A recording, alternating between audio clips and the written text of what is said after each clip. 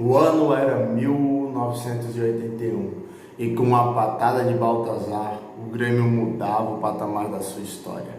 Fala pessoal da Loucos pelo Grêmio, tudo bem com vocês? Hoje é o dia de começar aí um novo episódio sobre uma nova série aqui no canal, que é Histórias do Grêmio, que eu estou pesquisando, estou indo atrás para o quê? Para falar para vocês, para a gente saber um pouco mais sobre a história desse grandioso clube. Estou até uniformizado agora, né? Estou pensando aí em fazer camisas da Loucos pelo Grêmio. O que vocês acham? Deixa aí no comentário. Já se inscreve no canal, porque a Loucos pelo Grêmio também é cultura. E também sabe tudo que acontece no mundo afeta o Grêmio, só eu sei. E compartilho com vocês, beleza? Então hoje a gente vai aí comentar sobre a história do nosso primeiro título brasileiro, que mudou a gente patamar, né? Só vocês perceberem que foi no ano de 1981, logo após o Inter ter feito aí 3 títulos seguidos do brasileiro. Na década de 70 o Inter dominava praticamente o Rio Grande do Sul, né? Foi o clube, eu acho, da década do Brasil. E no ano de 80 o Grêmio consegue aí reverter e se mostrar o que é hoje, maior do que o Inter, muito mais.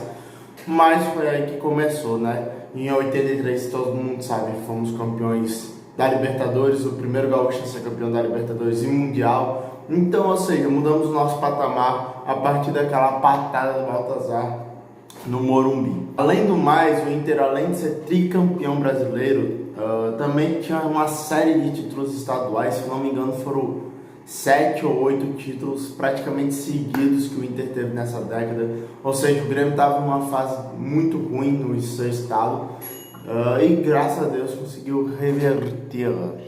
Agora vamos entrar em um pouco mais de como que foi a campanha do Grêmio, né? A gente vai entrar agora em como que foi a campanha, números, jogadores importantes e recordes que o Grêmio quebrou, porque o Grêmio quebrou recordes, acredite ou não, o Grêmio conseguiu quebrar recordes, teve jogadores marcantes, como falei, o Baltazar, e também, né, temos que mostrar os números da nossa campanha, da nossa primeira glória nacional, muito importante para a nossa história. Mas antes de mais nada, esse quadro vai ter dia marcado sim no canal, apenas essa semana que não tem, porque eu preciso me estruturar, mas serão 2 episódios nessa semana, e toda semana teremos pelo menos 2 episódios, só que com dias e horas marcadas, beleza? Para não perder nada, então já sabe, se inscreve no canal e deixa o like para ter mais acesso à cultura. Vamos então aos números do Grêmio nessa campanha que nos trouxe a primeira glória.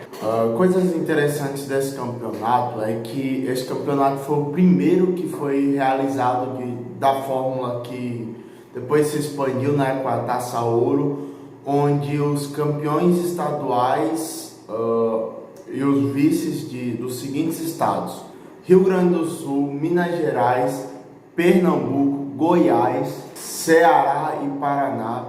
Os campeões e os vices desses estados entraram no campeonato, além de 6 paulistas e 5 cariocas, e mais os campeões de todos os restantes estados do país, né? Além disso, os campeões e vices da Taça Prata, que era como se chamava a segunda divisão, foram também para esse campeonato, além de que os 4 primeiros colocados da primeira fase da Taça Prata do mesmo ano subiam para a segunda fase do Campeonato Brasileiro, no caso da Taça Ouro desse ano. Era um campeonato muito confuso, era um campeonato cheio de coisas, de peculiaridades loucas, né? E também cheio de negócio para burlar. Eu acho que eles fizeram essa subida para colocar o Palmeiras, que tinha começado muito mal, não tinha conseguido a vaga pelo próprio Campeonato Paulista, e aí fizeram essa Paraná para colocar o Palmeiras no campeonato também.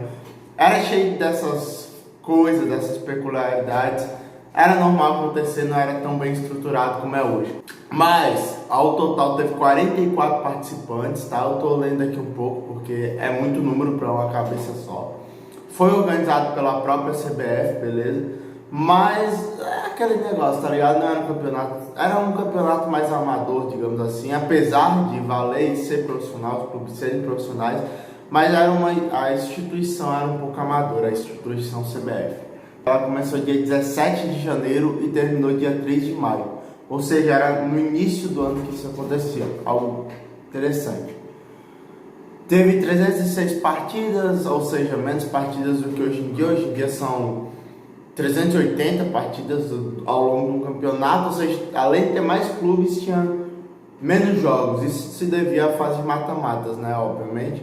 O Grêmio jogou 23 jogos, sendo que venceu 14 deles, empatou 2 e perdeu 7. Uma das coisas que eu achei interessante é o tanto de público, que a média de público na época, tá, para cada jogo era de 17 mil pessoas, 17.500 pessoas por partida. Ou seja, um público muito acima do que o de hoje em dia é, né? E liberava 20 mil, né? Liberava 20 mil, então uma média bem acima. É um campeonato assim que tem mais emoção, né? Mas o problema é que o time que é eliminado rápido não joga tantas partidas. Os clubes que mais jogaram as partidas, obviamente, foram o Grêmio e São Paulo, que chegaram até a final. Cada um jogou 23 partidas. Como eu falei, o campeonato ele era bem diferente do de hoje em dia. Ele começava com 4 grandes grupos, de cada um tinha 10, né? Então 40 clubes. E depois subiu os outros 4, os 4 primeiros que subiram esse ano. Era campeonato que variava de ano para ano. Então era isso que tinha para disputar. O Grêmio entrou desde o início e conseguiu ser campeão, beleza? O grupo que o Grêmio estava colocado nesse ano foi o grupo B, com Portuguesa, Operário de Minas Gerais, Goiás, próprio Grêmio, Corinthians, Galícia é da Bahia. Interessante, nem sabia que existia esse time, e esse time estava na Série A esse ano, na da saúde, digamos assim. O próprio Botafogo, Pinheiros, Brasília e Desportivo Ferroviário, ou seja, era clubes, alguns conhecidos, outros não, clubes que já foram grandes hoje não são mais. Tinha bastante clube, né? 40 clubes é muito clube. O Grêmio se classificou nessa fase em 4º lugar. Os 7 primeiros passavam para a segunda fase, onde eram 8 grupos de 4 e os 2 primeiros passavam. O grupo do Grêmio nessa chaveamento da segunda fase foi o grupo E, onde o Grêmio enfrentou o próprio São Paulo, que depois enfrentou na final. E o primeiro colocado, por impressionante que seja, foi o próprio São Paulo. O São Paulo passou na frente do Grêmio.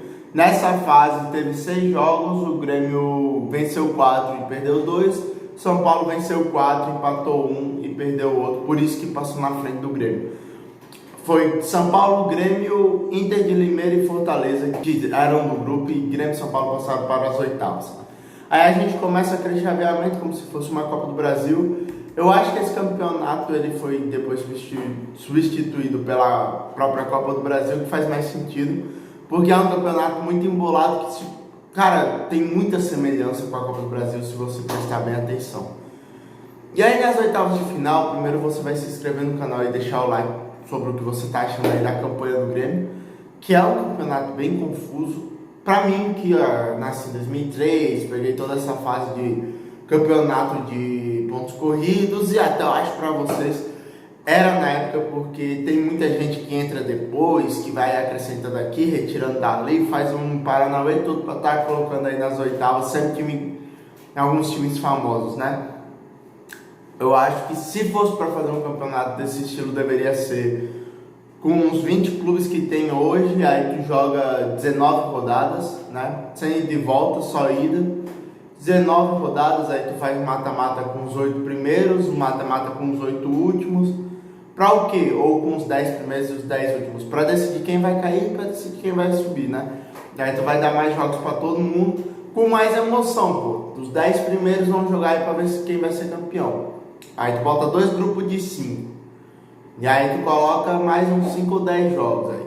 Pronto, mais 10 jogos. Aí os 2 primeiros passam pra semifinal.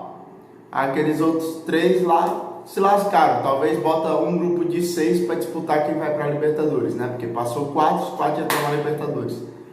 E aquele outro grupo lá, os menores, os últimos 2 colocados caem. Ou os últimos 2 colocados vão pra...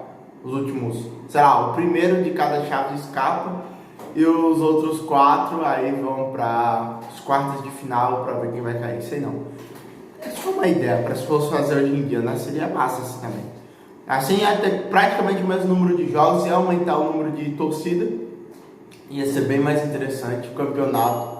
onde é dividir exatamente para o que cada clube disputa, né? Mas tanto faz, o que vocês acham da minha ideia? Deixa aí nos comentários, não sei, né? Não sei. Quem sou eu para dizer alguma coisa?